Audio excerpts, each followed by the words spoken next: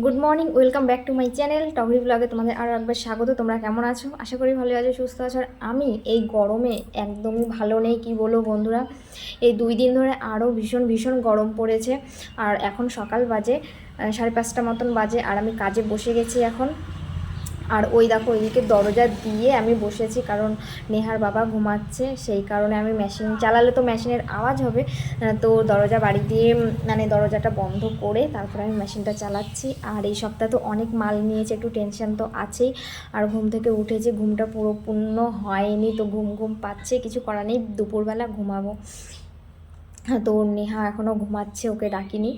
আর আজকে ওকে আবার আঁকাতে নিয়ে যাব, কারণ কালকে ওর আঁকার ডেট গেছে, তো কালকে আঁকায়নি, তো সেই কারণে সেই আঁকাটা আজকে আঁকিয়ে দেবে। তো 8টার সময় যেতে বলেছে, তার আগে ওকে ডেকে ফেকে দিয়ে রেডি ফেডি করিয়ে আঁকাতে দিয়ে আসবো ওকে। তো দেখো এতটা গরম পড়েছে, কি বলবো বন্ধুরা, এইসব গলা টলা দিয়ে পুরো একদম জ্বলে যাচ্ছে। আর ঘামাচির মতন বেরিয়েছে, ফোসকা ফোসকা মতন বেরিয়েছে। আগেও হয়েছিল কিছুদিন আগে, পুরো ঘামাচিতে গলা ভর্তি হয়ে গিয়েছিল। কমেছে আবার নতুন, মানে গরম যত বেশি পড়বে তত আমার কোথাও কিছু হয় না, শুধু গলাটা দিয়ে আমার প্রবলেমটা হয়, পুরো একদম জ্বলে জ্বলে যাচ্ছে।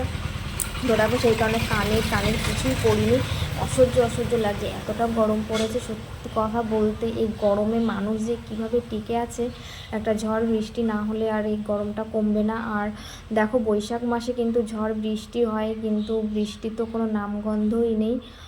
তো যাই হোক, বেশি কথা বলছি না, সকালবেলা এখন আমি কাজে বসেছি। তো চলো তোমরা ভিডিওটা পুরোটা দেখতে থাকো, আশা করি তোমাদের আজকে ভিডিওটা ভালো লাগবে। তো চলো নেক্সট তোমাদেরকে দেখাচ্ছি আবার।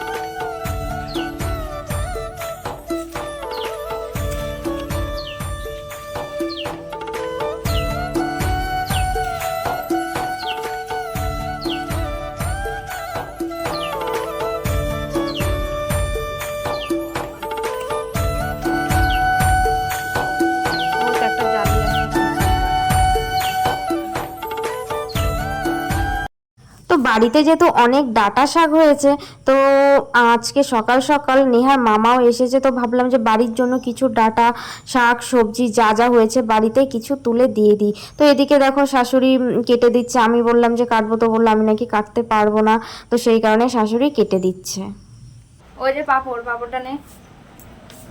হ্যাঁ, সবাই দেখা যে আমি এখান থেকে নিয়ে বেরোতেছি। আরে তো আসলাম।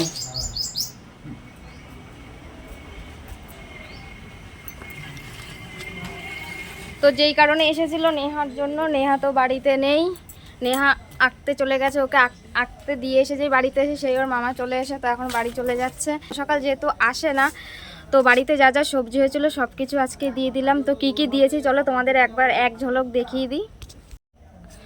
এই দেখো, এখানে কালকে কুমড়ো নিয়ে এসেছিল নেহার বাবা, তো সেখান থেকে অর্ধেক কুমড়ো দিয়েছি। তারপরে যে তরমুজ দিলাম, বাড়িতে যে কুমড়ো শাক হয়েছিল তো সবাইকেই দেওয়া থাওয়া হচ্ছে, অনেক হয়েছে এই বছর কুমড়ো শাক, তো তার সাথে কুমড়ো ফুলও দিয়ে দিয়েছি। তারপরে এই দেখো এই ডাঁটাও দিয়ে দিলাম।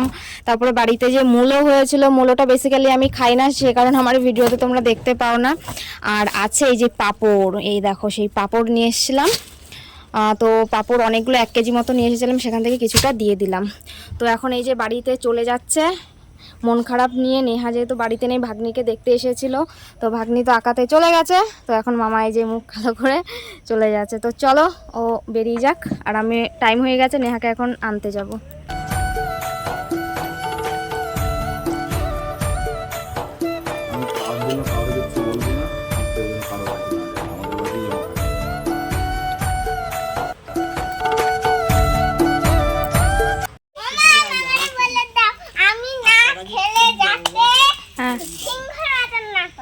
কি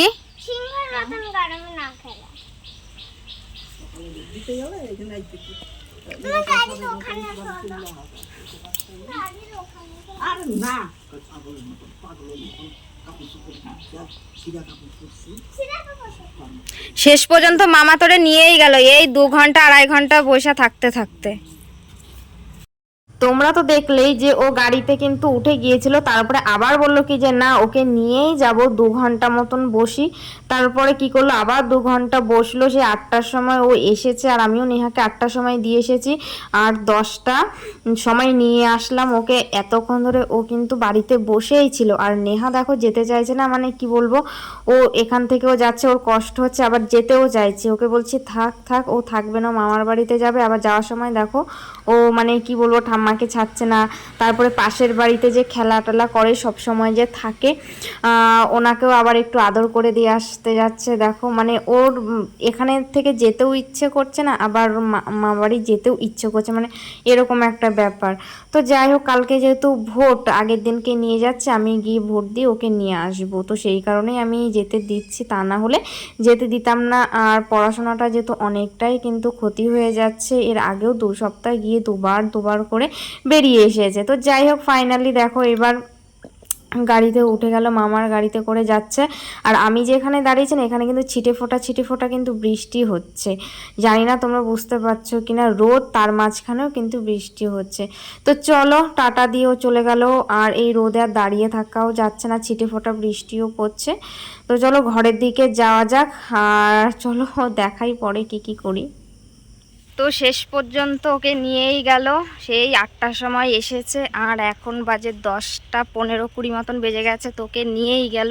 তো যাই হোক কালকে ভোট, কালকে একেবারে নিয়ে আসবো বলেই নিতে আসলো, যে থাকে না, থাকাও হয় না, ও থাকতে চায় আমি চলে আসি। তো সেই কারণে ওর মামা আবার একদিন আগে নিয়ে চলে গেল।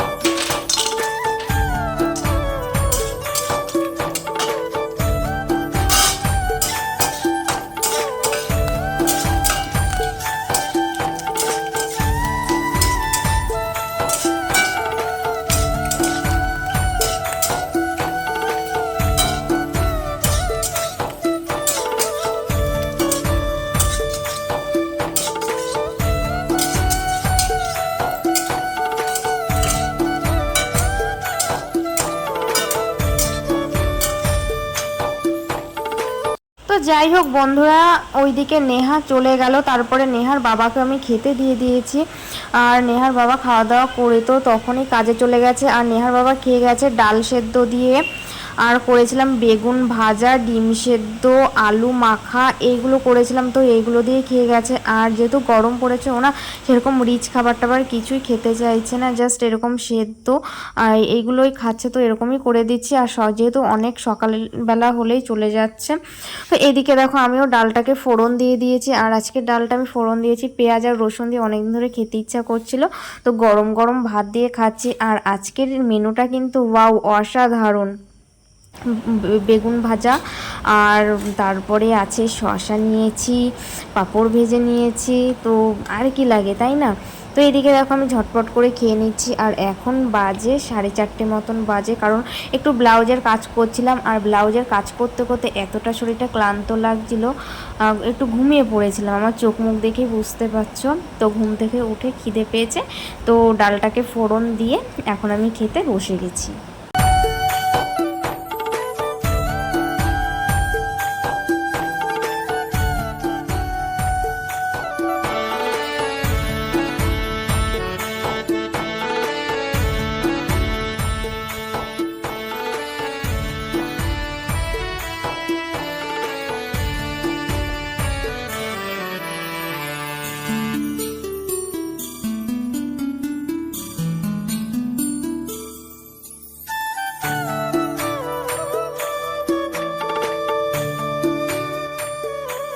তো বন্ধুরা এই রুটি ফুটি করে উঠলাম, আর এতটা গরম লাগছে কি বলবো, ফ্যান চালাতে পারছি না, ফ্যানের আওয়াজ আসবে। তো রুটি ফুটি করেছি, নেহার বাবা এখন খাচ্ছে। আর নেহার কাছে ফোন করেছিলাম, যেহেতু নেহার মামা বাড়িতে গেছে, তো নেহা অলরেডি ঘুমিয়ে পড়েছে দুপুরে খাওয়া দাওয়া করে, মানে দুপুরে খাওয়া দাওয়া করে ও আর ঘুমায়নি, তো সন্ধে না হতে হতে আবার ঘুমিয়ে পড়েছে। তো সেই কারণে আর ওর সাথে আর কথা বলা হলো না। আর কালকেই তো যাচ্ছি ভোট দিতে, তো তখনই ওকে নিয়ে আসবো, দেখা হয়ে যাচ্ছে। তো চলো নেহার বাবার খাওয়া দাওয়া হয়ে গেলে আমি খেতে বসবো। আর আজকে তেমন কিছু করিনি, চচ্চড়ি ফচ্চড়ি করিনি, প্রতিদিন এক জিনিস ভালো লাগে না, আজকে আলু ভাজা করেছি। তো চলো নেহার বাবা খেয়ে উঠলে আমিও খেতে বসবো। আর সত্যি খুবই খারাপ লাগছে, ও বাড়িতে থাকলে একটু অন্যরকম লাগে, আর কীরকম ফাঁকা ফাঁকা ফাঁকা ফাঁকা লাগছে। তো চলো আমি এখন খেতে বসবো। রাতে চলে আসলাম, এই দেখো এখানে রুটি করা হয়েছে, নেহার বাবা খাওয়া দাওয়া করে উঠে গেল। এখানে আমার জন্য 2টো রুটি আছে, আর আজকে রুটির সাথে করা হয়েছে গরম গরম আলু ভাজা। তো আমার জন্য অল্প একটুখানি আলু ভাজা রেখেছি, নেহার বাবাই খেয়েছে আলু ভাজা দিয়ে। আর এই যে দুপুরে যে ডাল করেছিলাম সে ডাল একটুখানি আছে, আর এখানে তরকারি আছে, নেহার ঠাম্মি দিয়েছে, চিংড়ি মাছ দিয়ে করেছে, ডাটা ফাটা দিয়ে কুমড়ো টুমড়ো দিয়ে করেছে। তো আমাদেরকে একটু দিল খাওয়ার জন্য, নেহার বাবা খেলো, আমি খেলাম। আর এখানে আছে দুধ, এই যে যেহেতু নেহা বাড়িতে নেই তো একদিনের জন্য মিস করিনি, সেই কারণে নেহা দুধটা আছে।